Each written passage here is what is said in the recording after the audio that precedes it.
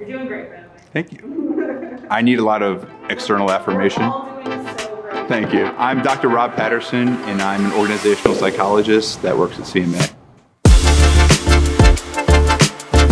I work with people in businesses to help them solve anything related to the people side of the business. When anyone encounters a situation that they have never experienced before, a lot of people are having to navigate furloughs, laying people off, having to make decisions that your average manager doesn't like to make anyway.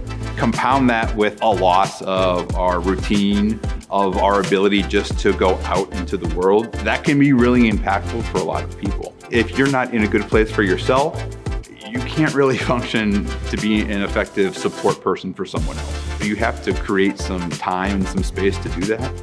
If I think about what can I do as a leader, again, remembering that in many situations, you're oftentimes on stage, people are looking toward you to understand how to react. And part of understanding how to react is to admit when you're going through some things that are not very positive either. That vulnerability in many circumstances is going to be reflected back at you. And as a manager, that provides you such rich information to better understand how you can support members of your team. There's a difference between reacting and responding. And reaction certainly has its benefits. If a lion is coming at me, I don't try to think, well, what are my options here? I don't think about it, I just do it. If we are in that headspace for long periods of time, that can have some pretty negative effects on our emotions and on our brain.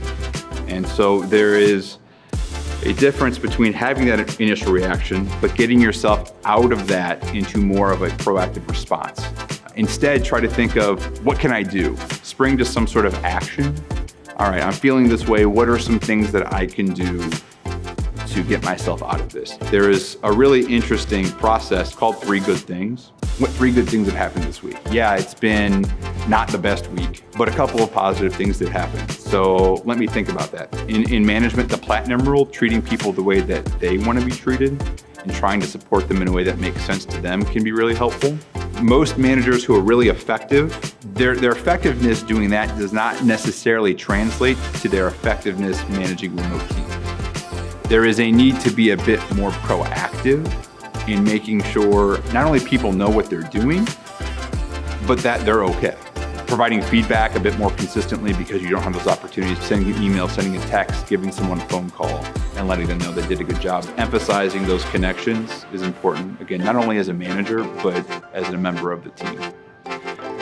For employees whose maybe work setting has not changed, but their experience at work has changed, providing them with additional guidance, additional how-tos, kind of helping them troubleshoot kind of in person live, say, hey, I might not know the answer, but we'll figure it out together, right? It comes back to support. They have to feel supported to feel that sense of engagement, especially when times are uncertain. Don't think that if you ask someone a question, it looks like you don't know what you're talking about. Because again, these are very uncharted territories. Ask, reach out. Don't allow yourself to just marinate in this uncertainty if you don't know how to do something. Ultimately, asking questions is not a weakness.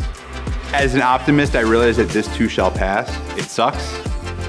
Leverage the resources that you have available to you, including your networks, and that is going to help you get through it.